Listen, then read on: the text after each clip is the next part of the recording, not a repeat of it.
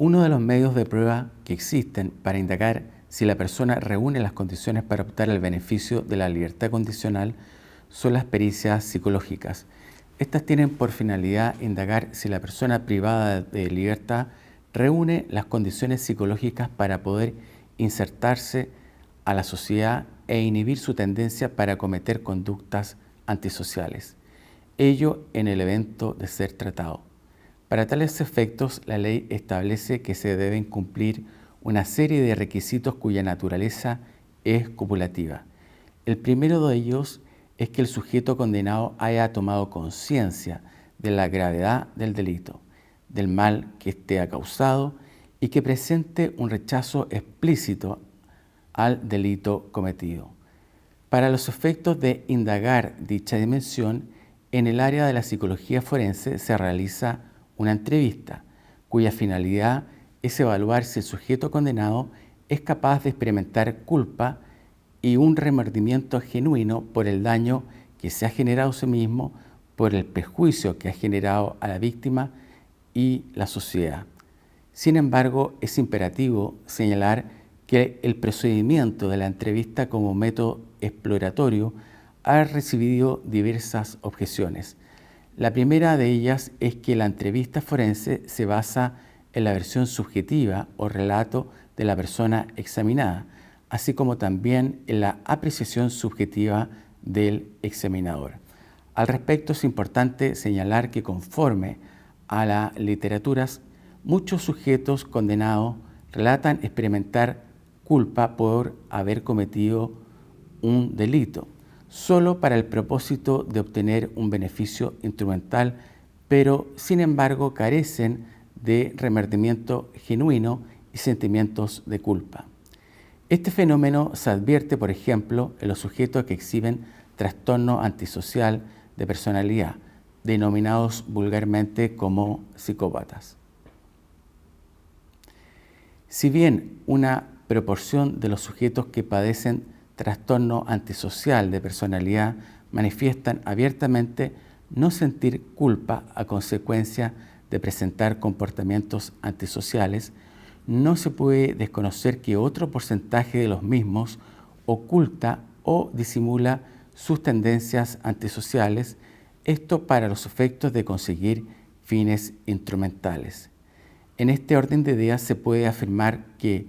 si bien la percepción del delito por parte de la persona condenada ha sido considerado como criterio formal jurídico para otorgar el beneficio de la libertad condicional, soy de la opinión que este criterio debería estar excluido de la ley. Ello porque el relato subjetivo de la persona examinada no constituye un método científico para establecer si la persona presenta genuinos sentimientos de culpa. En reemplazo de ello, solo se deberían emplear métodos científicos como lo son los test. Un segundo requisito que exige la ley para los efectos de otorgar el beneficio de la libertad condicional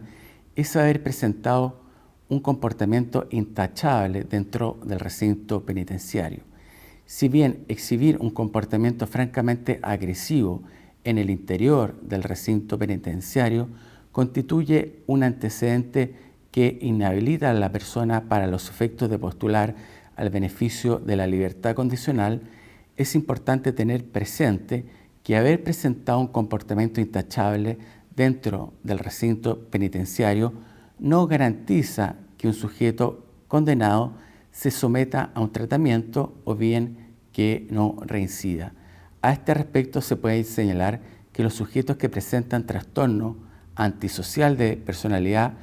pueden presentar comportamientos ajustados en el interior de un recinto penitenciario solo para obtener un beneficio secundario, como lo puede ser, por ejemplo, volver a delinquir o cobrarse revancha. La tercera dimensión que exige la ley es evaluar la estructura psicológica de la persona o el modo de ser permanente de la persona condenada. Desde un punto de vista psicológico, este antecedente es necesario para los efectos de indagar si un sujeto condenado presenta una condición mental o una patología mental susceptible de ser tratada. Uno de los criterios que existe para determinar que un sujeto presenta las condiciones mentales subjetivas para someterse a un tratamiento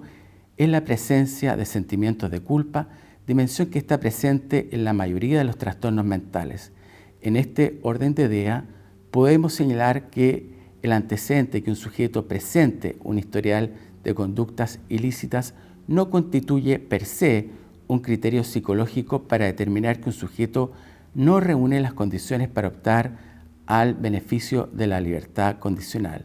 Si bien es cierto que casi la totalidad de los sujetos que presentan trastorno antisocial de personalidad exhiben un patrón de comportamientos antisociales, es preciso señalar que no todos los sujetos que presentan un patrón de comportamientos antisociales exhiben necesariamente un trastorno antisocial de personalidad. Este fenómeno se puede apreciar, por ejemplo, en los sujetos que padecen trastorno limítrofe de personalidad, los cuales suelen presentar comportamientos antisociales a consecuencia de su impulsividad, pero sin embargo exhiben sentimientos de culpa o remordimiento. De lo anteriormente expuesto, se puede afirmar que no son aptos para someterse al beneficio de la libertad condicional aquellos sujetos que carecen de sentimientos de culpa, como lo son, por ejemplo, los sujetos que padecen trastorno antisocial de personalidad, los cuales exhiben un patrón de desprecio y violación por los derechos de los demás. Desde un punto de vista criminógeno, estos sujetos constituyen un peligro para la seguridad de la sociedad, ya que presentan un tipo de alteración mental no susceptible de ser tratada mediante psicoterapia y o farmacoterapia y que por consiguiente presentan una alta probabilidad estadística de cometer actos antisociales e ilícitos.